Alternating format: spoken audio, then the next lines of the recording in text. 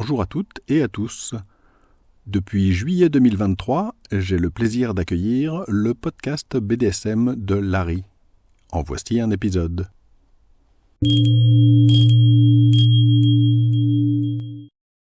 Bonjour et bienvenue sur le podcast BDSM de Larry. Je suis Larry, ceci est le 69e épisode. Dans cet épisode, je tente de répondre à la question « Devez-vous, pouvez-vous parler de BDSM avec votre médecin traitant ou autre ?» Avant de commencer, deux petites remarques. J'ai déjà parlé du sujet des médecins face au BDSM dans mon épisode numéro 26 qui s'appelait BDSM et sécurité, qui croire, dans lequel j'expliquais que c'est très difficile de savoir à qui se fier quand on parle de entre guillemets sécurité parce que c'est vraiment un très grand mot, très surfait dans le contexte du BDSM. Et je parlais du sujet des médecins très rapidement dans l'épisode précédent, le 68, qui était intitulé « Tant que c'est entre adultes consentants, le piège ». Si vous n'avez pas écouté cet épisode 68, je vous explique très brièvement. J'y expliquais pourquoi certaines expressions sont sournoisement toxiques tout en ayant l'air faussement positives. L'expression « tant que c'est entre adultes consentants » est une des pires à mon avis, et j'expliquais pourquoi les personnes qui s'en servent peuvent bien souvent en fait s'en servir pour masquer de l'ignorance, éventuellement du rejet du BDSM. C'est un très gros problème, mais comme j'avais beaucoup à dire dessus, j'ai séparé avec l'épisode précédent, parce que vous imaginez bien que j'allais pas discuter comme ça une demi-heure de plus dans cet épisode-ci, sinon ça aurait été trop long. Donc dans cet épisode, je vais en reparler, mais beaucoup plus brièvement. Si ce sujet-là vous intéresse, il faut vraiment que vous écoutiez le 68. Mais rassurez-vous, l'avoir écouté ou ne pas l'avoir écouté ne fera pas une trop grande différence pour cet épisode-ci. C'est pas dramatique. Un avertissement avant d'entrer dans le vif du sujet. À une fin d'exemple, je vais évoquer, même si c'est de façon globale sans entrer dans les détails, le sujet des simulations de viol qui font partie du CNC, le Consensual Non-Consent, et le problème des viols en général. Ce ne sera pas une discussion détaillée, il n'y aura pas d'exemple ou quoi que ce soit, c'est juste que ce sujet me servira pour illustrer un point important, donc je vais en parler même si c'est pas en détail. Je préférais prévenir à tout hasard.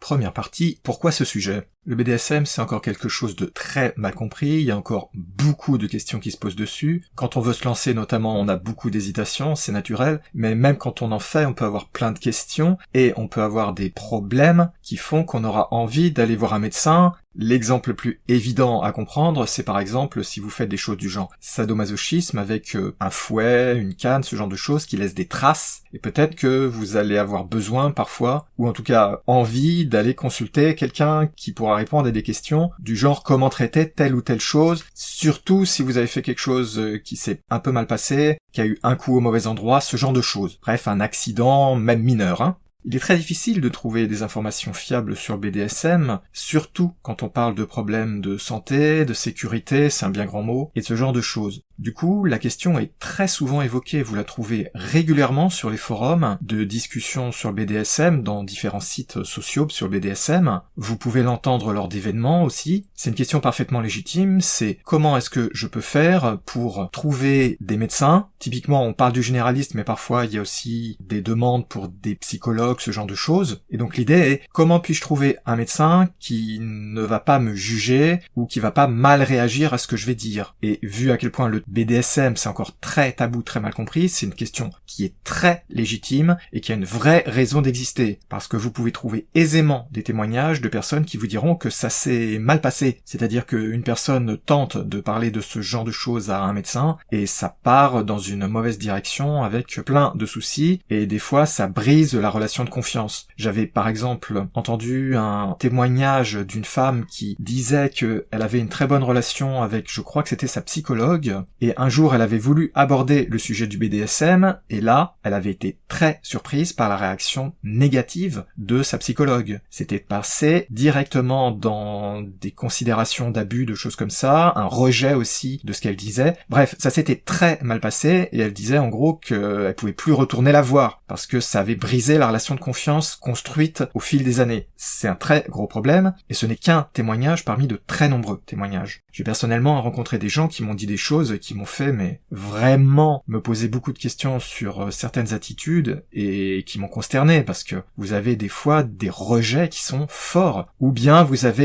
vous êtes un malade mental, on n'ose pas directement vous le dire, mais faut vous soigner monsieur, ou faut vous soigner madame. Et ça, je l'invente pas parce qu'on me l'a vraiment raconté, hein. C'est vraiment arrivé à des gens que j'ai croisés lors de réunions BDSM. Ce qui m'a amené à traiter ce sujet aujourd'hui, ça faisait longtemps que je voulais en parler, c'est que j'ai vu il y a pas longtemps un médecin, soi-disant médecin, parce que j'aimerais bien vérifier ses diplômes, vu ce qu'il disait, mais en tout cas, il se présentait comme un médecin, et ce qu'il disait était bourré de délire sur le BDSM. Son discours, c'est simple, c'était que des mythes qui sont pourtant dénoncés depuis longtemps, mais il se présentait comme « je sais de quoi je parle ». Parce que vous voyez, c'est ça le problème. Quand vous avez des personnes qui au moins ont l'honnêteté de dire qu'ils connaissent pas trop, ça peut encore passer, mais là, quelqu'un qui se présente comme étant quelqu'un qui connaît le sujet, qui en plus se présente, même si j'ai des doutes, comme étant un médecin, c'est extrêmement grave d'avoir des personnes comme ça qui disent n'importe quoi. Et là, vraiment, je veux dire vraiment n'importe quoi, même sur des choses de base. Un autre problème que j'ai rencontré plusieurs fois dans le passé, c'est que j'ai vu sur des forums, etc., dans des magazines, des journaux sur Internet, qui donnaient par exemple des conseils aux jeunes, donc là, par jeunes, ils voulaient dire les mineurs, bien sûr, que, étant donné que les médecins sont des professionnels, etc., le mieux c'est d'aller parler de sexualité, et aussi de BDSM, dans le cas qui nous intéresse, à un, entre guillemets, pro de la santé, parce que c'est le meilleur moyen d'avoir des renseignements qui sont fiables. Évidemment, vous me direz que ça peut pas être pire que de demander conseil aux copains ou à la copine, ou bien d'aller regarder du porno, parce qu'alors là, c'est vraiment difficile de trouver pire comme conseil. Mais le problème de ce genre de conseil, c'est que c'est un très mauvais conseil. Pour la sexualité, je vois pas trop de mal à ça, mais pour le BDSM, je vais l'expliquer dans les parties suivantes, c'est un gros problème. Le BDSM, c'est pas quelque chose qui est maîtrisé. La sexualité, déjà, c'est pas quelque chose qui est maîtrisé par tout le monde. Ça s'entend, c'est normal, c'est pas pour rien qu'il y a un métier qui s'appelle sexologue, et différents métiers un peu du même genre, mais je passe les détails. Je m'attends pas à ce que le médecin moyen connaisse toutes les subtilités de toutes les choses possibles sur le sexe, c'est normal, mais une personne ayant une éducation médicale saura répondre quand même à beaucoup de questions, et puis étant adulte, saura tout simplement répondre aux questions les plus basiques et les plus normales. Pour la plupart des gens, ce sera facile. C'est pas le cas pour le BDSM, parce que le BDSM, c'est pas quelque chose que la plupart des gens pratiquent, c'est pas quelque chose que la plupart des gens connaissent, et les connaissances sur le BDSM sont beaucoup moins fortes que sur la sexualité en général. Et pourtant, la sexualité en général, il y aurait beaucoup de choses à dire, il y a encore beaucoup de problèmes. Mais ça se compare pas au BDSM. Le BDSM, en comparaison, c'est terra incognita, c'est vraiment les territoires qui sont encore très inexplorés. Donc moi, quand je vois passer ce genre de conseils qui certes partent d'un bon sentiment, je suis extrêmement alarmé, parce qu'en réalité, c'est un très mauvais conseil, mais les gens qui donnent ce genre de conseils ne se rendent pas compte de ça parce qu'ils n'ont pas le recul. Ce qui est assez normal, je le comprends très bien. Alors quel est le problème sous-jacent? C'est très simple, je viens déjà de le dire. Le problème, c'est que le BDSM, pour l'instant, c'est mal compris. Du coup, on peut pas vraiment exiger de la part de médecins, même de spécialistes, sexologues par exemple, qu'ils sachent beaucoup de choses, et surtout de façon rigoureuse. Parce que savoir des choses, c'est une chose, mais là je parle de savoir des choses qui sont vraies, on se comprend. Parce qu'il y a beaucoup de gens qui savent beaucoup de choses, malheureusement, les 3/4 sont totalement fausses. C'est pas par hasard que j'insiste lourdement sur les mythes, les idées fausses. Même parmi les gens qui font du BDSM, il y a énormément d'idées fausses, de mythes, de problèmes en tout genre. J'arrête pas d'en parler, de dénoncer ce problème. On peut pas vraiment demander à quelqu'un qui en plus ne fait pas de BDSM soi-même d'avoir plus de connaissances que ça. Donc là, on est en train de demander l'impossible. C'est aussi simple que ça, on demande l'impossible. Il n'y a pas d'études réellement sérieuses, en nombre, en profondeur, qui répondent vraiment à toutes les questions. J'exagère en disant toutes les questions, parce que ça c'est impossible, mais je veux dire suffisamment à toutes les questions classiques au moins, parce qu'il y aura toujours des questions très ésotériques sur lesquelles on n'aura probablement jamais de réponse, mais c'est pas très grave. L'important, c'est au moins le cœur du BDSM, les choses qui intéressent le plus grand nombre. C'est normal, c'est comme pour le sexe hors BDSM. Il y a un certain nombre de choses qui intéressent plus les gens, c'est normal. Mais sur le BDSM, on n'a pas ça. On a depuis 20-30 ans une montée d'études un peu plus sérieuses et des fois des choses vraiment intéressantes qui ont combattu un certain nombre de mythes. Par exemple, c'est avec ces études que j'ai pu montrer que en France, par exemple, on a environ 5 millions d'adultes qui font du BDSM. De toutes les façons possibles, je veux dire aussi bien des choses très légères que des choses extrêmement intenses. Vous voyez, ça a pu être confirmé par un certain nombre d'études, même si certaines qui étaient mal faites donnaient des chiffres beaucoup plus bas, mais c'est parce qu'elles étaient mal faites, mal comprises, les questions étaient mal posées, etc. trier dans les études existantes, c'est dur. Je peux en parler parce que ça fait des années que je me renseigne sérieusement pour mon site, que je vais consulter justement des études et que je suis consterné, vous m'excusez, je l'ai déjà dit des tas de fois dans des articles et dans des épisodes, mais je suis consterné par le fréquent manque de qualité d'études présentées comme étant sérieuses. Je précise sérieuse parce qu'il y en a, c'est n'importe quoi, c'est fait par des gens qui clairement ont zéro esprit scientifique, ils prétendent que c'est une étude, mais ce sont juste des opinions anti-BDSM présentées comme scientifiques, mais c'est bidon. Par contre, si on regarde celles qui sont faites par des gens qui sont présumés sérieux, c'est trop souvent bourré de n'importe quoi. Et franchement, j'aurais du mal à vous sortir plus d'une poignée, je prétends pas avoir tout lu non plus, plus d'une poignée dans lesquelles j'aurais pas des choses à redire. Même certaines des études les plus connues, certains des ouvrages les plus connus, j'en ai un ou deux en tête là sur lesquels j'ai déjà écrit, contiennent des erreurs monumentales. Et attention, soyons bien clairs, je ne parle pas de choses qui sont super rares, des choses un peu extraordinaires, des choses ésotériques. Non, je parle de choses de base, de choses que quelqu'un qui s'est intéressé, éventuellement qui en a fait, mais pas forcément, qui au moins s'est sérieusement intéressé au BDSM, qui a réfléchi et pris du recul, ces personnes-là devraient être capables de dire que c'est une erreur au mieux, du n'importe quoi au pire. Malheureusement, il y a beaucoup d'auteurs qui tombent dans les panneaux les plus affolants, et donc qui vous ressortent des mythes qui sont absolument monstrueux, et certains sont super toxiques. Je vais vous citer juste quelques exemples. Je vais pas détailler parce que ça va peut-être vous surprendre ce que je vais dire. Je vais pas détailler dans cet épisode-ci, ça va venir dans des épisodes suivants, mais ces sujets sont abordés sur mon site en long, en large, en travers. Donc si vous avez des hésitations, si vous comprenez pas de quoi je parle, ce qui est assez probable, vous pourrez trouver des explications détaillées sur mon site. Le premier point que je voudrais soulever brièvement, c'est le sujet des mots d'arrêt. Les mots d'arrêt, ça fait des années que j'explique que c'est extrêmement dangereux quand on débute. Ce sont pas des outils qui sont miraculeux, qui vont vous sauver des problèmes ou de gens abusifs, contrairement à ce que trop de personnes disent. J'ai écrit un article entier dessus et je vais faire un épisode dessus, donc je vais pas entrer trop dans les détails, mais ça, vous aurez du mal à trouver des personnes qui vous disent que non, les mots d'arrêt, c'est pas la solution magique. Vous aurez beaucoup de mal à trouver des gens qui critiquent l'usage des mots d'arrêt, qui les remettent à leur juste place. Parce qu'ils ont une place. Mais cette place, il faut la comprendre, et non, ce n'est pas quelque chose d'indispensable, c'est quelque chose qui est dangereux. Et ça, vous avez une quasi-certitude, quand vous tombez sur des gens qui n'ont pas le recul, vous avez une quasi-certitude qu'on va vous dire, c'est indispensable, c'est indispensable. Non, ça l'est pas. Ça montre, quand des gens disent ça, qu'ils n'ont pas le recul. Et ça, vous pouvez aller regarder dans des études et vous verrez, c'est presque jamais évoqué. Je pense même pas que j'ai trouvé un exemple où ce soit évoqué. Un deuxième exemple rapide, ce sont les fameuses, ce que j'appelle les philosophies du BDSM, les philosophies de sécurité entre guillemets, le SSC et le RAC. Si vous connaissez pas, c'est pas grave. Vous inquiétez pas, j'en reparlerai en long, en large, en travers dans un épisode qui viendra, j'espère bientôt. Ces philosophies vous sont souvent présentées comme étant évidentes, indispensables, vraiment des choses on peut pas faire sans. Sauf que c'est totalement faux. Ces philosophies ont plein de problèmes, j'ai écrit un énorme article dessus. Elles ont plein de problèmes et je vous donne directement la conclusion de l'article que j'ai écrit dessus. Elles ont été dénoncées par leurs propres créateurs comme posant plus de problèmes qu'autre chose.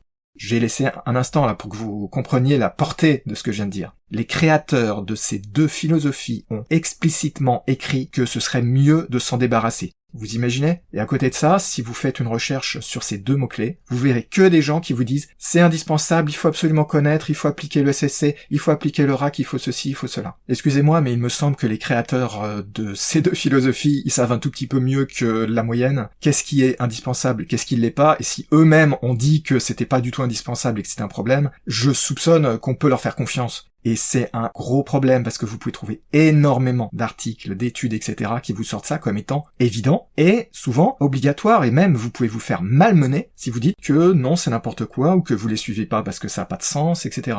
Juste pour être clair, le SSC, le RAC, tout ça, ça part de bonnes intentions. Mais les bonnes intentions, c'est pas suffisant. Il faut aller plus loin que les bonnes intentions. Le BDSM, il y a beaucoup de personnes qui ont de bonnes intentions, qui propagent des tas d'idées avec la meilleure des bonnes volontés, je le sais, je le reconnais, je sais que c'est quelque chose qu'ils font dans un espoir d'être positif, dans un espoir d'aider, je le sais. Mais ça suffit pas de vouloir bien faire. Et malheureusement, un très très très grand nombre de mythes, je l'ai déjà dit dans mes épisodes sur les mythes, sont propagés comme ça par des personnes qui veulent bien faire. Malheureusement, elles ont tort, et elles font du mal, sans le vouloir, je vais être bien clair, sans le vouloir. Mais elles font quand même du mal, et parfois beaucoup de mal, sans s'en rendre compte, la plupart du temps évidemment. Je reprends brièvement. Le BDSM, c'est encore très mal connu, très mal étudié. On ne peut pas reprocher aux médecins de ne pas avoir sous les yeux et donc de ne pas avoir appris, de ne pas avoir pu étudier le sujet, parce que c'est très difficile d'étudier un sujet qui n'a pas été vraiment étudié. Donc ils auront peut-être un certain nombre de connaissances, et ils auront certainement un certain nombre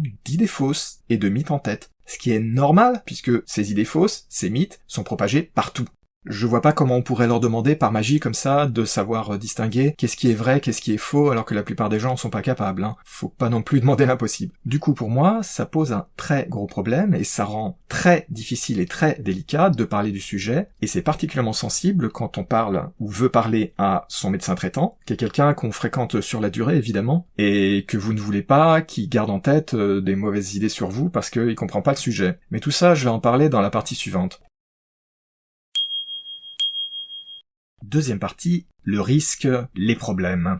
Je viens d'expliquer, faut pas s'attendre à ce que le médecin moyen ait de bonnes connaissances du BDSM, même s'il en fait ou si elle en fait, même s'il ou elle a étudié le sujet. C'est normal, hein. On peut pas leur faire reproche puisqu'il n'existe pas réellement d'études dessus, donc faut pas demander l'impossible, c'est ce que je disais tout à l'heure. Du coup, quel est le risque? Quel est le problème de vouloir en parler? C'est tentant, évidemment, hein, d'en parler. C'est parfaitement naturel de vouloir partager quand même avec des gens dont vous savez qu'ils ont fait des études de médecine, etc. Donc ils savent beaucoup de choses et pour un certain nombre de sujets, ce sont les meilleures personnes pour vous aider.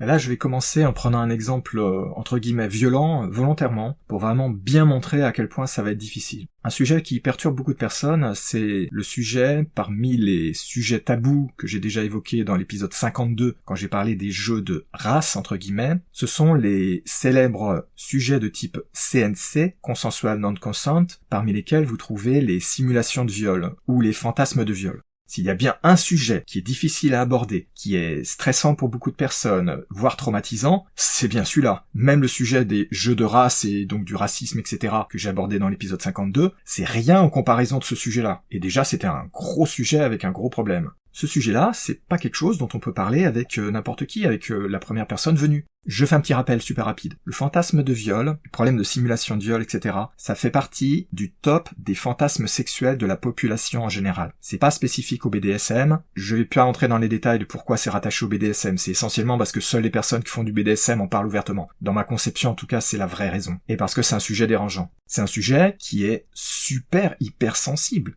Déjà, parler des vrais viols, c'est difficile, hein. C'est un sujet qui est super difficile, je vous apprends rien en disant ça. Mais là, parler d'un sujet où on dit « j'aimerais faire semblant de me faire violer », par exemple, pour beaucoup de gens, de façon vraiment totalement compréhensible, ça ferait dresser les cheveux sur la tête, ça leur ferait penser il ou elle est cinglé, ce genre de choses. Bien que ce soit super répandu, il y a quand même des réactions très vives, parce que c'est difficile de reconnaître que c'est très répandu. Ça crée beaucoup de problèmes et les gens ont du mal à le croire, mais c'est vrai, hein. Je précise une chose, je l'ai déjà dit dans d'autres épisodes et dans des articles de mon site, mais quand je dis des choses comme ça, ce sont pas mes opinions. Surtout ne croyez pas que ce soit ça, hein. Ce sont pas juste des constats personnels, vagues, etc. Hein. Là, je pourrais vous montrer des études qui prouvent que c'est vrai ce que je viens de dire, hein, pour être bien clair, pour éviter les malentendus. Donc c'est un sujet hyper tabou, et c'est très difficile d'en parler. Personnellement, je me hasarderais pas à en parler comme ça à une personne rencontrée au hasard. Déjà, le sexe en général, j'évite, parce que je suis toujours effrayé par les idées reçues bizarres de la plupart des gens que je rencontre, mais des sujets comme ça, j'oserais même pas imaginer en parler. Je pense même pas que j'aborderais ça facilement lors d'un événement BDSM, parce que c'est trop sensible, et même dans les milieux du BDSM, entre guillemets, il y a beaucoup de personnes qui réagissent très mal à ce genre de choses, et qui s'imaginent plein de choses parce qu'ils comprennent pas de quoi on parle. Ce qui est assez compréhensible, vu que l'éducation sexuelle est un peu pathétique en France. Ce genre de sujet, c'est pas vraiment le numéro 1 dont on parle dans les cours d'éducation sexuelle, donc c'est un petit peu difficile de réaliser qu'en réalité, c'est super répandu. Et c'est perturbant. Quand on connaît pas, c'est perturbant de penser que c'est répandu. Quand on connaît pas.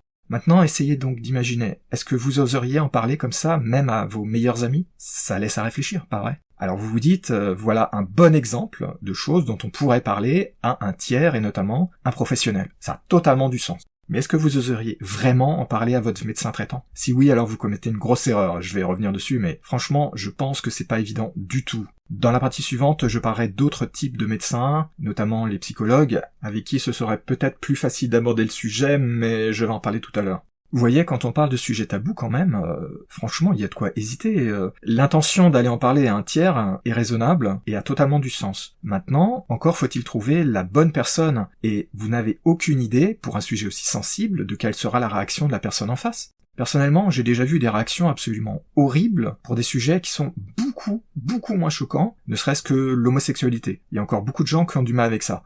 Et là donc on parle de quelque chose qui est super sensible. Si jamais vous êtes face à quelqu'un qui connaît pas le sujet, qu'est-ce que la personne va penser? Peu importe que ce soit un médecin ou pas un médecin. La première chose qu'une personne moyenne pense, c'est que vous avez l'intention de violer quelqu'un. C'est évident. Mais ça n'a rien à voir avec ça, hein. Je vais être bien clair. L'idée du fantasme de viol, c'est juste une idée de faire un jeu de rôle avec quelqu'un quand on est typiquement au lit avec le copain, la copine. Je simplifie en disant ça, vous m'en excusez, mais l'idée de base, c'est ça. Ça n'a rien à voir avec un vrai viol. Faut être bien clair à ce niveau-là, parce que les gens qui connaissent pas, ils comprennent pas ce point-là, qui est pourtant super important. Et la probabilité que vous tombiez sur quelqu'un, même quelqu'un qui est du milieu médical, à part dans une certaine mesure les sexologues qui connaîtront ce point-là, à part ce cas-là, vous avez une presque certitude que la personne ne va pas entendre « j'ai des fantasmes de viol dans un contexte BDSM », c'est-à-dire ce que je viens d'expliquer à l'instant, faire un jeu de rôle. Et la personne, elle va comprendre le mot « viol » et immédiatement sauter à la conclusion que vous avez des idées malsaines, criminelles, etc.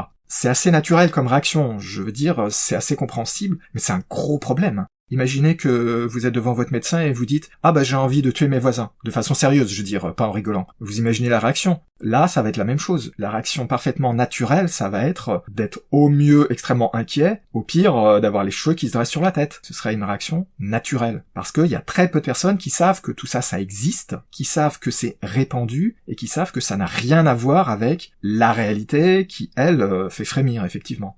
Là, j'ai choisi un exemple extrême. C'était voulu, c'était pour montrer de façon claire, facile à comprendre, quel est le type de réaction dans le pire cas, hein, bien entendu. Vous imaginez bien que si vous parlez de choses du genre j'aime mettre un bandeau sur les yeux de mon copain ou de ma copine, la réaction sera clairement pas la même. Mais j'ai pris un exemple extrême pour illustrer le problème de fond. Le problème de fond, c'est que la plupart des gens ne comprennent pas tous ces sujets et vont avoir tendance à sauter à des conclusions. Et comme les conclusions, à l'heure actuelle, sont que si vous faites du BDSM, vous êtes un malade mental ou une malade mentale, vous êtes entre guillemets pervers, vous êtes abusif ou abusive, ce genre de choses, ça reste encore hyper répandu, malgré un certain nombre de progrès, mais ils sont très relatifs, hein. Surtout ne vous faites pas d'illusions à ce niveau-là, hein. C'est très relatif.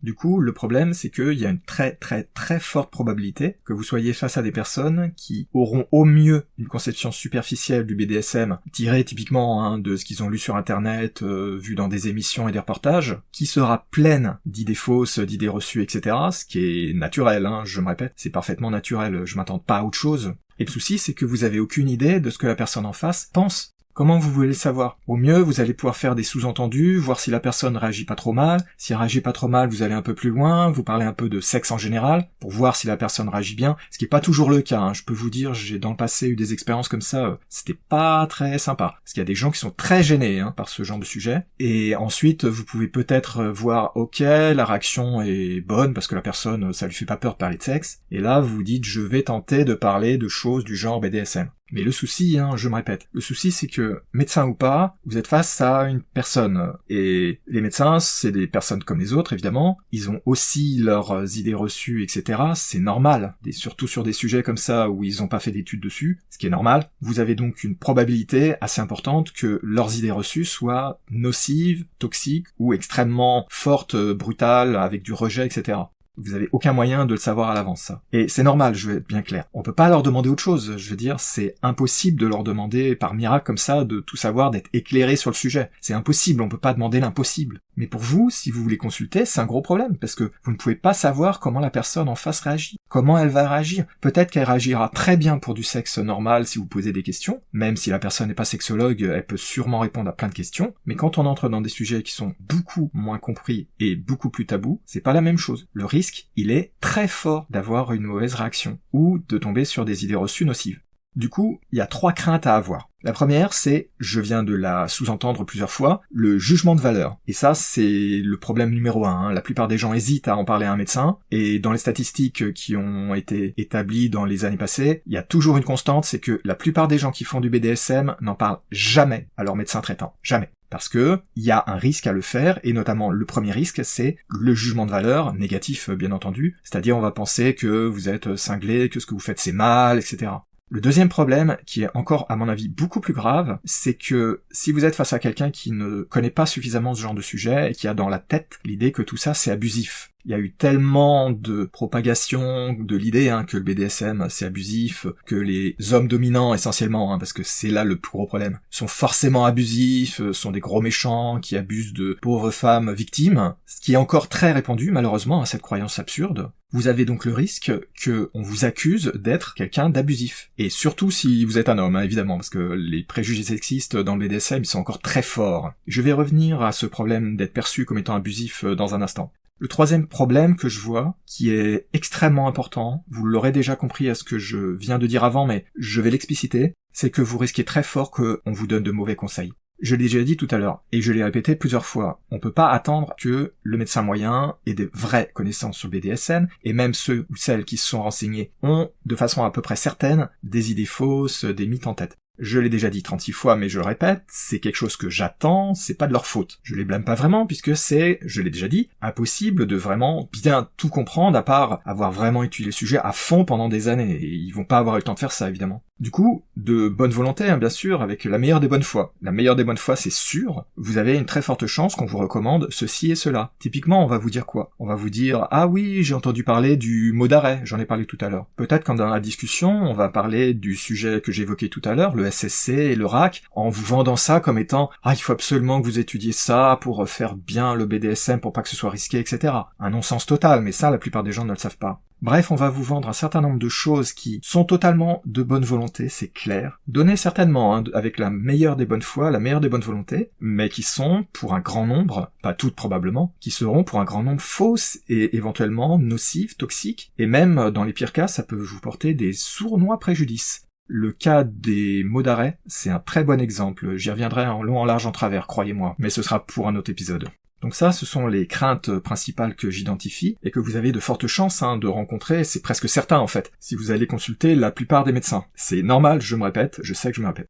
Mais ça, c'est pas encore les seuls problèmes. En fait, au-delà de ces craintes, il y a des vrais problèmes de fond que je pense la plupart des gens ne perçoivent pas. Tout à l'heure, j'ai parlé de l'idée d'abus. Il y a beaucoup de personnes qui ont encore dans l'esprit que le BDSM égale abus. C'est absurde, c'est ridicule, ça a 100 ans de retard, mais c'est encore très présent. Le souci, quand on va consulter un médecin, c'est que vous avez une assez forte chance que la personne en face n'ose pas forcément vous dire ce qu'elle en pense réellement. C'est pas vraiment une surprise, parce que, étant donné que dans la relation médecin-patient, il y a quand même pas mal d'obligations, c'est un tout petit peu difficile pour médecin de vous jeter à la porte en disant le BDSM ça pue, barre-toi.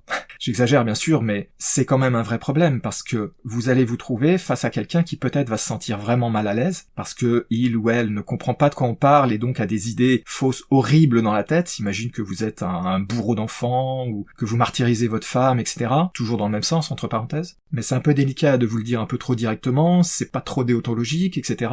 Donc qu'est-ce qui va se passer? La plupart des personnes qui se sentiront plutôt mal à l'aise avec le sujet vont pas trop oser le dire, parce que ce serait pas professionnel. Ça se comprend qu'il y ait une hésitation, c'est normal. Le souci c'est que vous le savez pas. Et quand vous sortez, vous avez peut-être l'impression que la personne a bien réagi, mais qu'est-ce que vous en savez? Rien. À part si vraiment vous avez eu affaire à quelqu'un qui vous a prouvé qu'il ou elle connaît le sujet, qui vous a donné des vrais bons conseils, vous avez aucune idée de si la personne, elle a en elle-même bien pris ce que vous avez dit ou pas. Peut-être qu'elle a gardé dans la tête, l'idée que vous êtes quelqu'un qui est abusif. L'idée que, oui, vous voulez vraiment aller violer des gens. Et évidemment, le souci, c'est que vous ne le savez pas, donc vous pouvez pas vous défendre en expliquant « Non, vous m'avez mal compris, ce que je voulais dire, c'était ci et ça ». Je me répète, mais les médecins, c'est des personnes comme les autres. C'est normal qu'ils aient aussi des idées fausses, des raccourcis, des mauvaises conceptions, etc. Quand on parle de sujets dont certains sont vraiment très tabous, voire extrêmes, dans le cas que j'ai pris, qui était un petit peu exagéré, parce que je pense pas qu'il y a beaucoup de monde qui va vouloir parler de ce sujet, mais le sujet des fantasmes de viol, c'est vraiment le sujet où je dirais « Ne prenez surtout pas le risque d'aller en parler comme ça, à moins d'avoir vraiment mesuré le pour le contre très longtemps, et particulièrement pas avec votre généraliste ou votre médecin de famille, parce que là, la probabilité que ça se passe mal est vraiment trop forte. Et maintenant, quel est le souci alors? Imaginez les prochaines fois que vous irez voir votre médecin de famille. La personne, de façon naturelle, humaine, aura en tête toutes ces idées-là. Il ou elle va se dire « Ah oui, c'est cette personne qui avait des idées bizarres, peut-être qu'elle pensera bien pire que ça, hein, que vous êtes, entre guillemets, malade mental, que vous torturez vos enfants, votre femme, vos animaux de compagnie, etc. » Toutes choses qui sont aberrantes, on est bien d'accord, hein, mais qui sont pas vraiment surprenantes étant donné tous les mythes, les tabous sur BDSM. Maintenant, imaginez un petit peu les discussions futures avec quelqu'un qui a en tête, qui osera pas le dire probablement par professionnalisme, la déontologie, tout ça, mais qui gardera quand même dans l'idée que vous êtes quelqu'un de mauvais, de dangereux, de cinglé, entre guillemets, etc. Comment vous voulez ensuite avoir une conversation sereine et saine avec quelqu'un qui pense ça? Et vous avez aucune idée de si la personne elle va garder ça en tête. Parce que c'est délicat de vous le dire, donc ils vous le diront pas. C'est normal, c'est humain. Et ça, c'est à mon avis le plus gros problème, parce que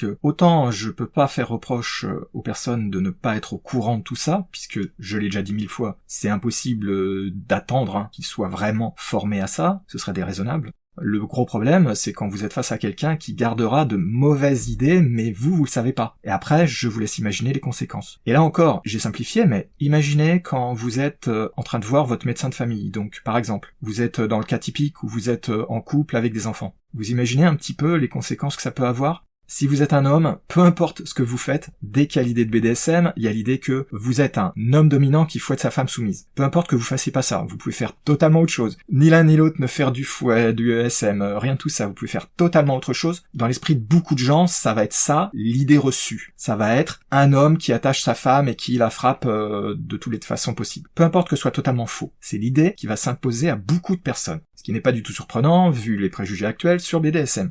Maintenant, imaginez quand vous avez votre femme, par exemple, qui va consulter de son côté. Imaginez quand vous êtes en famille. Imaginez avec vos enfants, parce que il y a beaucoup d'accusations, c'est un des thèmes favoris, des ennemis du BDSM, beaucoup d'accusations que si vous faites du BDSM, ça veut dire que vous battez vos enfants. Ça n'a rien à voir, c'est aberrant, mais c'est un argument hypocrite qui est très souvent utilisé, et beaucoup de personnes y croient. Imaginez un petit peu la situation. Tout ça, c'est faux. Vous le savez que c'est totalement faux, mais vous êtes face à quelqu'un qui va s'imaginer, qui va peut-être délirer sur ce qui se passe en réalité dans votre famille. Et si jamais vous allez ensuite consulter et que vous avez une des personnes qui a des bleus, par exemple, je vous laisse imaginer les conséquences. Je voudrais vous rappeler quand même une anecdote. Ça s'est passé aux USA, mais c'était pas directement avec des médecins, c'était avec les services sociaux. Il y a eu des gens qui se sont fait retirer leurs enfants parce que ça s'est su qu'ils faisaient du BDSM. Il y a eu des idées donc stupides, délirantes, folles, qu'ils allaient abuser de leurs enfants parce qu'ils faisaient du BDSM, et on leur a retiré de force donc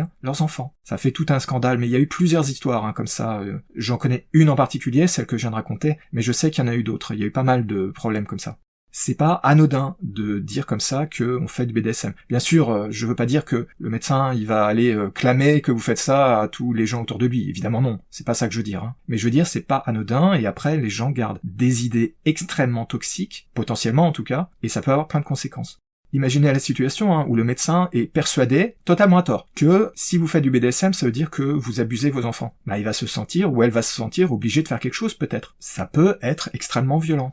Je voudrais revenir sur un autre point. Pendant que je réfléchissais à cet épisode, j'ai fait un certain nombre de recherches. J'ai notamment fait des recherches sur les obligations légales, déontologiques des médecins quand il y a perception qu'il y a des abus sur les enfants, ou bien sur une personne, par exemple un partenaire dans un couple, ce genre de choses. Une des choses que j'ai vues qui m'a frappé et que je connaissais déjà, c'est que dans un des articles, plusieurs en fait, mais j'ai vu spécialement dans un article marqué « Ne pas oublier que rien n'étonne un médecin ». Et évidemment, il y avait aussi le secret professionnel, mais ça, je vais pas en parler, c'est pas le sujet. Le problème, c'est que, si, il y a plein de choses qui étonnent un médecin. Quand on dit ça, on parle bien entendu des choses que, pour une personne qui est le patient ou la patiente, sont gênantes. Par exemple, vous avez un gros bouton, un endroit un peu délicat, vous voyez, par exemple, à côté des organes génitaux, c'est un peu délicat de montrer, d'en parler au médecin, etc. Même si c'est absurde en réalité. Et donc, le médecin, lui, ou il ou elle a tout vu, entre guillemets, et n'est pas du tout étonné quand vous lui montrez que, oui, vous avez une pustule là, ok, c'est juste ça, et ensuite on vous donne des médicaments, etc.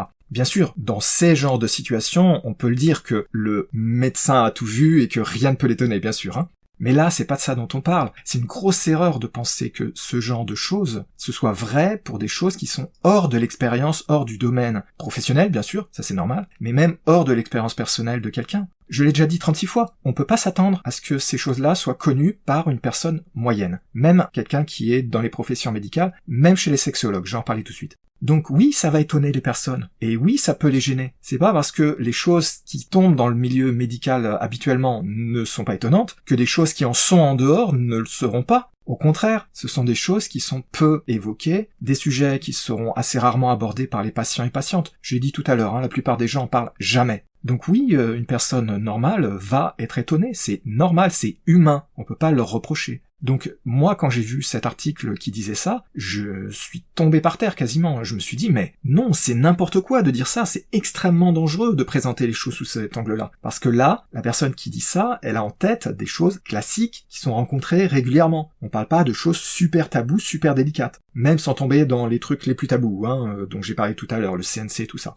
Et puis, de façon naturelle aussi, dans le lot, vous avez des personnes qui auront de relatifs ou importants problèmes avec le sexe, parce que il y a des gens qui ont des visions très spécifiques, très étroites de la sexualité, de comment ça doit se passer, etc., qui ont du mal avec ce genre de sujet, ce qui se comprend, chacun ses idées. Et quand on parle de choses aussi, entre guillemets, extrêmes que le BDSM, même si ça n'a pas de sens, c'est la vision qu'ont les gens, je veux dire, que c'est extrême. Forcément, si vous êtes face à quelqu'un qui a un petit peu des difficultés avec le sexe qui sort un tout petit peu de l'ordinaire, ça va être violent, évidemment. Pour cette personne-là, ça va être très dur à accepter. Ça se comprend. De son point de vue, ça se comprend.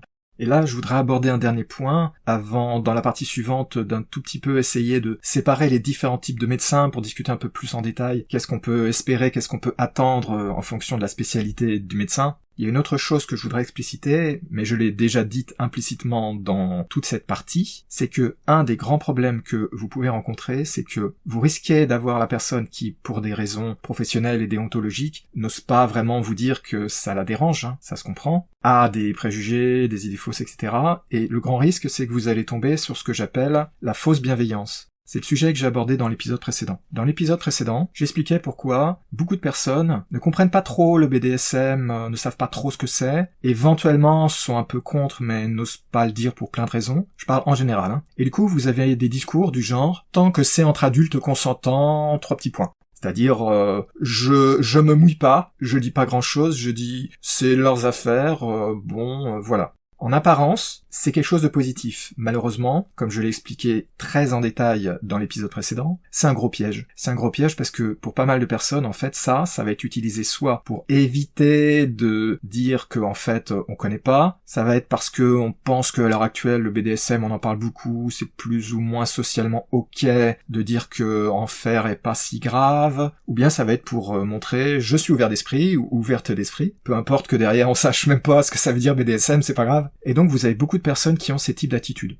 Ça va pas forcément être la phrase tant que c'est entre adultes consentants, mais vous aurez quelque chose dans ce goût-là. Et ça, je vous parie que si vous allez voir un médecin, vous allez avoir ce genre de discours. C'est ce que je viens d'exprimer, en fait, dans cette partie 2, c'est que même si les personnes comprennent pas trop, c'est quand même délicat de vous dire non, c'est mal, faut que vous arrêtiez, parce que c'est pas leur rôle, évidemment, de dire ça. Donc on va probablement vous sortir une phrase bien bateau, de ce genre-là, c'est que tant que c'est entre adultes, c'est-à-dire typiquement avec votre partenaire, que vous êtes consentant. J'ai discuté en long en détail tous les problèmes que pose cette expression dans l'épisode précédent. Si vous voulez le détail, il y a plus d'une demi-heure de discussion. Le souci, c'est que quand on vous dit ça, vous savez pas ce que pense vraiment la personne. Ce qui est normal. À part si vous lui demandez exactement, pour lui tirer les vers du nez, qu'est-ce que tu penses vraiment? Dis-moi ce que tu as vraiment dans la tête. À part ça, vous aurez quelque chose d'un peu bateau. Ce qui est assez normal, surtout que quelqu'un qui connaît pas, qu'est-ce que vous voulez qu'il vous réponde? Donc la personne, de façon assez naturelle, va vouloir ménager la chèvre et le chou en vous disant un truc un peu bateau, parce que elle a pas spécialement grand-chose de plus à dire, ce qui se comprend de toute façon. Mais l'ennui, c'est que vous savez pas si la personne est vraiment plus ou moins positive ou au moins neutre sur le BDSM, ou si elle dit ça parce qu'elle se sent un peu gênée mais que ce serait pas professionnel de vous faire des remarques. Donc une phrase bateau qui est connue, archi connue, parce qu'on la voit passer de plus en plus, cette phrase bien bateau, mais cette phrase, en apparence, elle est positive, en apparence, ça vous donne l'impression que on vous donne une approbation, que la personne est ok, plus ou moins, mais vous avez aucune idée si derrière, en réalité, la personne en question, elle a pas d'énormes idées fausses, éventuellement qu'elle a pas des peurs, etc. sur le BDSM.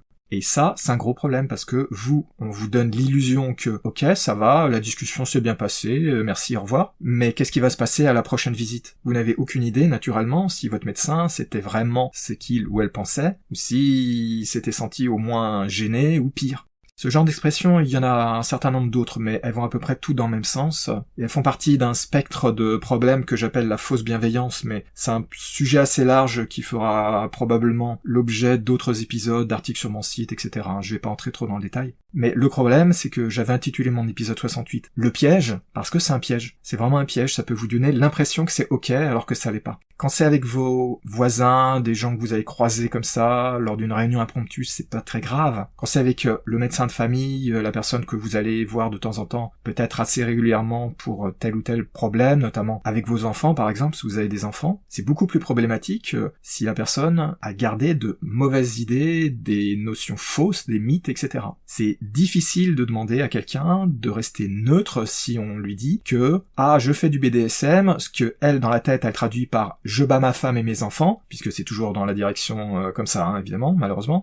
De façon compréhensible, c'est un tout petit peu difficile ensuite de demander à cette personne de rester neutre, objective, professionnelle, quand elle a dans la tête des idées comme ça. Ça se comprend, hein, bien sûr. C'est un gros problème, c'est un problème de communication, fondamentalement. Mais c'est pas un problème aisé à résoudre. Parce que même si vous expliquez, et ça c'est toujours un gros souci, même si vous expliquez que non, le BDSM c'est pas de l'abus, etc., parce que vous connaissez peut-être le problème, donc quand on connaît un tout petit peu le souci, la première chose qu'on fait c'est d'expliquer, avant toute chose, les histoires de consentement, etc., que c'est pas abusif, bref, on insiste lourdement.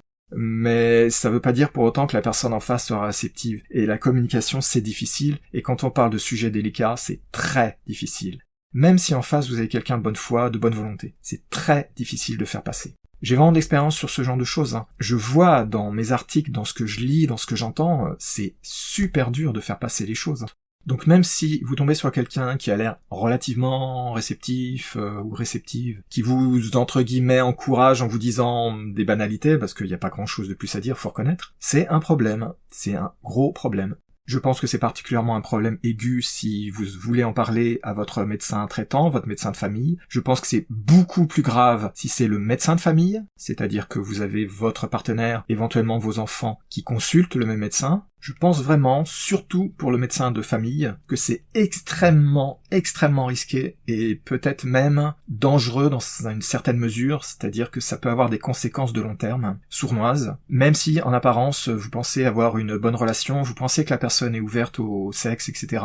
J'ai vu personnellement des gens qui étaient très ouverts sur le sujet du sexe et qui entraient en pleine panique quand on parlait de choses du genre BDSM, donc on peut pas savoir comment les gens réagissent, on peut pas savoir ce qu'ils pensent vraiment. Du coup, pour moi, c'est quelque chose que je déconseillerais fortement, surtout d'aller en parler donc au médecin traitant, au médecin de famille, surtout si c'est un médecin de famille. Si vous voulez consulter un médecin pour parler de ce genre de choses, ce qui a totalement du sens, il faut vraiment sélectionner quelqu'un d'autre, quelqu'un qui n'aura pas une incidence ensuite que vous pouvez ne pas retourner voir s'il le faut, ou qui ne vous traite pas pour d'autres problèmes, comme ça on évite de mélanger les choses, vous voyez ce que je veux dire? Il n'y aura pas du coup de préjugés dans la tête éventuels, qui pourraient être négatifs et qui pourraient avoir une incidence, parce que même si on est hyper professionnel, franchement, si on imagine être face à des gens qui sont des violeurs, des abuseurs, etc., c'est un tout petit peu difficile de totalement rester professionnel, évidemment. Donc moi je recommanderais vraiment ça. Je recommanderais vraiment d'aller voir une autre personne, éventuellement d'autres types de médecins, je vais en parler tout de suite, mais surtout pas la personne qu'on va voir pour le rhume, éventuellement même les vaccinations des enfants, ou toutes les choses classiques comme ça de la vie de tous les jours. Si vous me posez la question, est-ce que moi j'irai en parler? La réponse est, je l'ai déjà fait une fois, mais je n'ai fait que survoler le sujet comme ça, et de toute façon, je suis dans un cas particulier. D'abord, je suis à fond dans le BDSM, ensuite je sais exactement ce qu'il faut dire, etc., s'il faut se défendre et tout, et surtout se défendre proactivement, parce que je connais bien la musique, croyez-moi.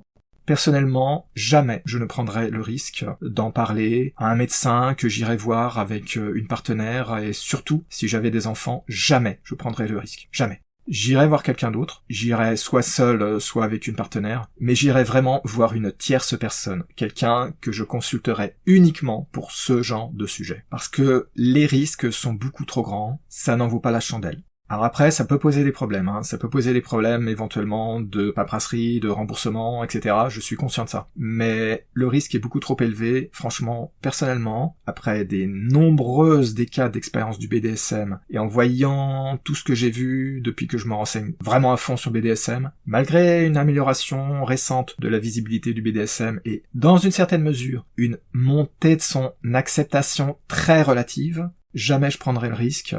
Il existe des initiatives, notamment aux USA, de faire des listes de médecins qui sont kink positives, comme on dit, c'est-à-dire de personnes qui savent exactement de quoi ils retournent et qui au moins ne vous jugeront pas, ne diront pas que vous êtes un abuseur. Je dis un abuseur parce que c'est toujours dans la même direction, bien sûr. Ne croiront pas que vous tabassez vos enfants ou vos animaux de compagnie. L'ennui, c'est que c'est rare, ce genre de choses. Il n'y a pas beaucoup de médecins qui veulent mettre leur nom dessus. Et puis, quand on est médecin, c'est un petit peu délicat de mettre sur sa pancarte « On accepte les clients qui font du BDSM ». Parce que c'est bien pour les gens qui font du BDSM, mais pour les autres, ils vont se dire oula, qu'est-ce qu'il veut dire par là? Donc ça peut un peu faire une pub négative, donc je crois qu'il n'y en aura pas beaucoup qui le présenteront sous cette forme. Mais ça existe. En France, on en trouve qui le disent plus ou moins explicitement. Il y en a sur YouTube, par exemple, qui disent « Oui, je fais des consultations, notamment de personnes qui font du BDSM ». Cela dit, ce sont rarement des généralistes. Je crois même que dans les exemples que je connais, il n'y a pas de généralistes du tout. Ce sont des sexologues, et je crois avoir vu passer un ou deux psys, mais je suis même pas sûr. Je suis sûr pour des sexologues.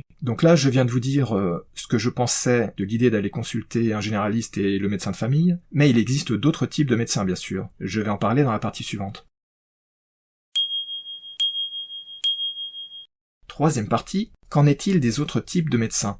Je pense que mes arguments pour vous dire que c'est quand même très risqué d'aller en parler à votre généraliste, au médecin de famille, c'est vraiment risqué. Mais il n'y a pas que ça comme type de médecin, bien entendu, et donc vous allez vous poser la question. Très bien, je comprends pourquoi ça n'a pas trop de sens d'en parler à quelqu'un qui après tout n'est pas expert ou experte, hein. Mais dans ce cas-là, pourquoi ne pas aller consulter les gens qui savent? Et les gens qui savent, il y en a deux types. Typiquement, il y a évidemment les sexologues, je vais en parler tout de suite, et ensuite vous avez tout ce qui est psy. Alors quand je dis psy, je veux dire psychologue, psychiatriste, psychanalyste, etc. Où là l'idée est plus quand vous avez des problèmes de réflexion sur votre sexualité, votre relation de couple, c'est plus juste au niveau du BDSM, ça peut aller un peu au-delà, mais vous voyez le genre de questions un petit peu différentes que celles que vous pourriez poser au sexologue ou à la sexologue.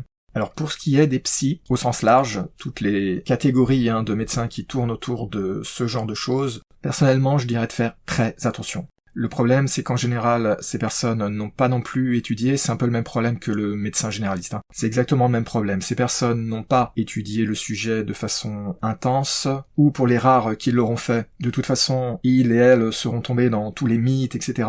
Et malheureusement, l'expérience montre que tout ce qui est études de type psy, notamment la psychiatrie et la psychanalyse, toutes ces études, toutes celles que j'ai vues passer, et j'ai passé beaucoup de temps à étudier ce sujet-là, tombent toutes dans les problèmes d'idées fausses, d'idées reçues, d'idées bizarres sur le BDSM. Du coup, j'en suis arrivé à la conclusion que c'était en fait carrément quelque chose que je vais déconseiller pour le pur BDSM. Si on veut parler de relations, de choses comme ça, c'est une chose, mais parler de BDSM, tout ce que j'ai vu passer, les études, les connaissances qui sont propagées dans ces milieux-là, sont toutes plus ou moins gravement toxiques. Donc vraiment, je conseille pas d'aller en parler à des personnes comme ça. Parce que vous risquez très fort qu'on vous renvoie au visage tout un tas d'idées fausses. Je me répète, de bonne foi, de bonne volonté, j'en suis absolument sûr. Mais la bonne foi et la bonne volonté, ça suffit pas quand on propage des idées qui sont fausses. Et ça, c'est un très gros problème. Du coup, qui reste-t-il? Les sexologues. Vous vous doutiez probablement que j'allais en arriver là, et c'est logique. Qui a étudié la sexualité de façon spécifique, détaillée, dans la profession médicale? C'est forcément les personnes qui ont fait des études de sexologie, c'est normal. Donc ce sont chez ces personnes-là qu'on devrait pouvoir s'attendre à trouver la plus grande connaissance et le moins d'idées reçues, etc. Mais tout ça, faut drôlement relativiser, vous pouvez me croire. Je l'ai dit tout à l'heure, même quand on est sexologue, il n'y a pas beaucoup d'études qui sont sérieuses, donc même si on passe du temps, si on essaie de se spécialiser, ce qui est assez rare, parce que pour vous donner une idée, j'ai lu pas mal de témoignages qui étaient pas super récents, j'avoue, dans lesquels ils disaient clairement, des anciens élèves disaient, il y avait quasiment rien sur le BDSM, sur le kink, qui est un surensemble du BDSM, c'était minimal parce qu'il n'y a pas encore trop d'études, etc. Parce que les profs aussi n'ont pas encore trop eu le temps de se former, ce qui se comprend. C'est pas de leur faute, ça se comprend. Et du coup, ils disaient que c'était vraiment la portion congrue. Et donc, forcément, les élèves n'ont pas tellement de connaissances sur ces sujets-là. Parce que ça fait pas très longtemps qu'ils sont étudiés de façon un peu plus intense et ouverte. Ça fait longtemps que c'est étudié, mais ça fait pas si longtemps que c'est de façon ouverte. Du coup, en réalité, et de façon très décevante, vous n'êtes pas du tout sûr de tomber sur des personnes qui ont vraiment des connaissances. Et malheureusement, de ce que j'ai vu, et j'ai vu pas mal de vidéos, etc., j'ai vu des études et tout, et les personnes qui sont sexologues, elles ont aussi pas mal d'idées fausses et d'idées reçues. Alors, il y en a quand même un peu moins, au moins vous aurez une presque certitude de tomber sur des personnes qui ne penseront pas des choses du genre que vous êtes malade mental, que vous tabassez votre copain, votre copine, votre femme, vos enfants, vos animaux de compagnie. Ça, au moins, il y a à peu près 0 chance qu'ils le pensent, c'est déjà un gros gain. Par contre, si vous avez des questions orientées BDSM, des questions sécurité, des questions de comment il faut faire ceci et cela, malheureusement, je serais assez prudent et très mitigé, franchement. Ce que j'ai vu, ce que j'ai entendu, par exemple, j'ai vu passer pas mal de vidéos sur YouTube venant justement de sexologues, et qu'est-ce que je peux dire de plus que dire qu'ils disaient n'importe quoi? Il y avait exactement le problème que j'ai décrit en début de cet épisode, c'est que ils avaient en tête plein d'idées reçues, d'idées fausses sur le BDSM.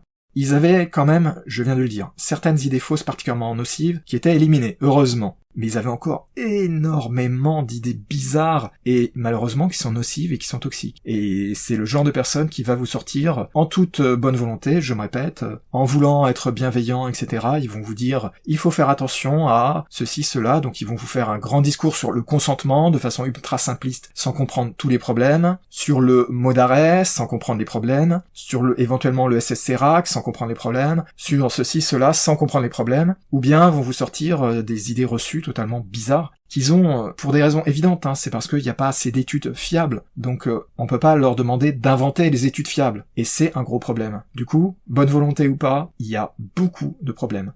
Vous pourrez certainement avoir plein de réponses sur des sujets de base, mais même pour ça, je serais méfiant, parce que malheureusement, dans les sujets de base, vous avez des choses du genre, ce que je viens de dire à l'instant, les mots d'arrêt, ce genre de choses, et on va vous les sortir à coup sûr. C'est presque impossible qu'on vous sorte pas, si vous posez des questions comme ça, un peu des questions qu'on pose au début, c'est presque impossible qu'on vous sorte pas des discours sur ce genre de choses, des trucs très simplistes sur le consentement, etc., et malheureusement, c'est nocif. Et vous vous en apercevrez pas. Si vous n'avez pas vraiment beaucoup de recul sur le BDSM, et je rappelle, même moi j'avais des idées fausses sur le BDSM. Il y a encore quelques années, j'en avais encore. C'est en faisant mon site, en creusant vraiment beaucoup plus pour les articles de mon site, que j'ai déblayé certaines idées fausses qui me restaient. Donc si vous n'avez pas vraiment passé vraiment du temps à étudier le sujet, à réfléchir, à essayer de prendre du recul explicitement, vous avez forcément des idées fausses sur le BDSM, c'est normal. C'est parfaitement normal, ça fait des années que je le dis, c'est impossible d'y échapper. Même moi j'en avais il y a pas si longtemps encore. Donc vous n'allez pas identifier les endroits où la personne va vous dire des choses qui sont fausses, et malheureusement, dans le lot, il y en aura qui seront probablement nocives, subtilement toxiques, ou très toxiques. Vous allez avoir presque à coup sûr des recommandations du style comment faire des rencontres, qu'il faut aller dans les événements, tout un tas de choses comme ça, et malheureusement, tout ça, c'est faux, c'est toxique, et vous vous rendrez pas compte que ça vous porte un préjudice plus ou moins grave, pas forcément dramatique, je veux pas dire que vous allez avoir un accident ou quoi que ce soit, mais je veux dire que il y aura à coup sûr dans ce que vous diront les personnes, des choses qui sont pas correctes et qui seront au minimum une gêne, un handicap dans votre découverte du BDSM. C'est impossible que ce soit autrement, soyons bien clairs. Je suis catégorique. C'est impossible que ce soit autrement, puisque à l'heure actuelle, il n'y a pas vraiment de compréhension du BDSM. Qu'il faut vraiment s'attacher à prendre du recul, à regarder partout, et même comme ça veut pas dire qu'on comprenne tout. Je prétends pas tout connaître. Je connais pas mal de choses, et pour les bases, je sais de quoi je parle, mais je peux pas prétendre tout connaître, et il y a beaucoup de sujets où je saurais pas répondre à vos questions. Si vous me disiez exactement de vous présenter les risques de telle ou telle pratique, il y a des chances que je vous dise, écoutez, je sais pas, et je saurais probablement pas vous renvoyer vers quelqu'un qui sache, ou une documentation qui réponde à la question. Donc, pour un bon nombre de choses, on peut se débrouiller avec son bon sens, en utilisant un tout petit peu son cerveau, son bon sens, comme je dis toujours, son esprit rationnel. Il y a aussi un certain nombre de choses qui sont connues, bien sûr. Mais il y a beaucoup de choses qui sont pas claires, qui sont pas connues, qui sont des grandes inconnues. Encore maintenant, de nos jours, on a beaucoup de grandes inconnues. Et c'est impossible d'aller demander à quelqu'un de répondre à des questions sur lesquelles il n'y a pas de réponse connue. On peut pas leur demander de l'impossible, c'est exactement ce que je disais tout à l'heure, même pour les médecins généralistes. Donc pour moi, si vous voulez pouvoir en parler au moins sereinement, la meilleure solution, c'est effectivement d'aller voir des sexologues, mais, je mets un énorme mais, il faut faire très attention à ce qu'on vous dit, et surtout, ne pas croire que, même si c'est dit d'un ton positif, bienveillant, en voulant vous aider, etc., faut pas croire que la personne, elle dit pas des choses qui sont fausses, éventuellement nocives, ou contre-productives, tout simplement, parce que c'est, pour moi, impossible. C'est trop demandé. C'est pas de leur faute, je veux être bien clair. C'est pas de leur faute, c'est trop demandé. Du coup, je pense quand même que c'est positif, mais faut prendre des pincettes, faut vraiment se méfier et ne pas prendre tout ce qu'on vous dira comme étant évident, comme étant acquis, comme étant une certitude. Franchement, même si c'est quelqu'un qui connaît vraiment la musique, qui connaît ça, qui a étudié le BDSM spécifiquement, ce qui existe bien sûr, personnellement, je ferai très attention à ne pas tout prendre au pied de la lettre. Je sais que je me répète, mais je vous garantis, je suis certain à 100% que vous tomberez sur des personnes qui, forcément, à un moment ou à l'autre, vous sortiront des idées reçues, des idées fausses, des mythes du BDSM, le folklore nocif du BDSM, en vous disant que c'est comme ça dans le BDSM, alors que c'est faux. Mais pour ça, faut vraiment prendre du recul et il n'y a pas beaucoup de gens qui ont les moyens de le faire et de toute façon, personne ne peut totalement prendre du recul et savoir répondre à tout.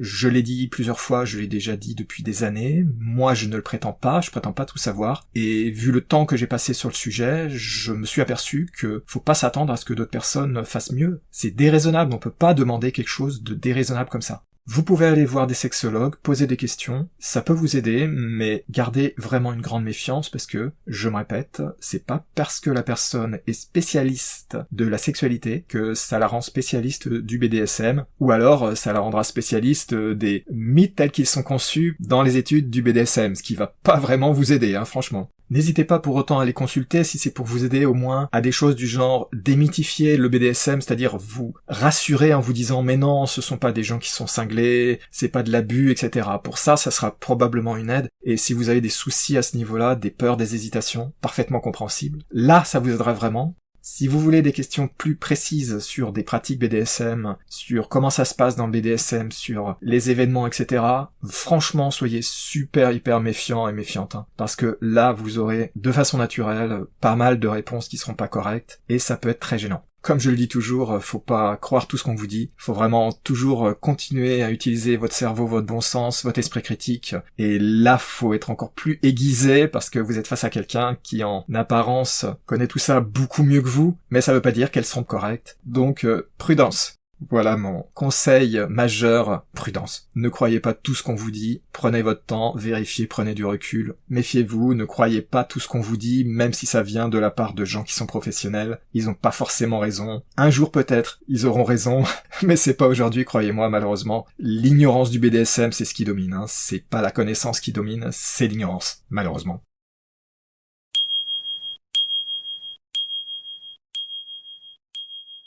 J'espère vous avoir montré dans les parties précédentes pourquoi, à mon avis donc, c'est vraiment une mauvaise idée de tenter d'aller voir votre médecin traitant, votre médecin de famille, que si vraiment vous voulez en parler, il faut aller parler à quelqu'un d'autre avec qui vous n'avez pas une relation médicale sur d'autres sujets, ça évitera de mélanger les choses.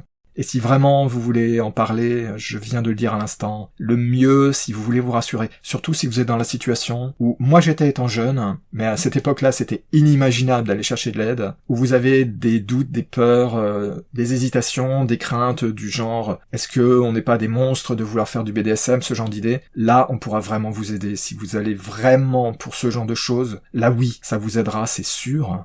Maintenant, vous me direz, il suffisait d'écouter mes épisodes de podcast pour vous dire tout ça, mais ça peut être bien quand même d'aller discuter avec une personne en chair et en os. C'est quand même pas la même chose, et comme ça, vous pouvez parler de votre cas particulier. Par contre, dès que vous voulez aller au-delà de ça, et même dans des généralités, je viens de le dire, franchement, méfiez-vous. Je me répète une dernière fois, je suis convaincu que on vous donnera des informations, des renseignements, etc. avec la meilleure des bonnes foi, la plupart du temps avec de la très bonne volonté, avec de la bienveillance entre guillemets. J'en suis convaincu de ça. C'est pas pour autant que les personnes, elles ont raison dans ce qu'elles disent. Tant qu'on n'aura pas des études vraiment sérieuses et plus vastes sur le BDSM, on ne pourra pas attendre des réponses sérieuses de la part du milieu médical. C'est impossible. Donc les sexologues seront les moins mal lotis pour vous répondre, mais même eux et elles ne pourront pas répondre à tout. Et surtout, beaucoup plus gênant, vous répondront parfois, je me répète, de bonne volonté, en vous propageant les habituels mythes plus ou moins nocifs et toxiques du BDSM, le folklore toxique. Et c'est pas demain qu'on aura un changement à ce niveau-là, parce que les progrès sont très lents, pour plein de raisons, mais je vais pas entrer dans les détails.